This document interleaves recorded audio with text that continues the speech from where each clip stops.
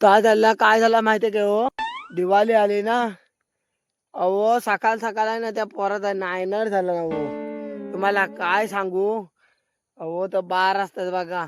आता नवीन बार आलेत बघा, माचीस बार. हो असं माचीसला घासल्यावर पेटतात आणि थोडासा धूर येतो आणि पेटतो. अहो काय सांगू, त्या वाटोला केला ना त्या बारान. हा. अहो माझे कोंबडी ना उघडलेले होते आणि हा मेला पोर कुठने आला ना, तर माचीस बार घेऊन मला सांगितलं तात्यानं, हा बघा असं बार पेटतात तसं बार पेटतात. मी पण आपला म्हणताय दाखव दाखव. दाखवला.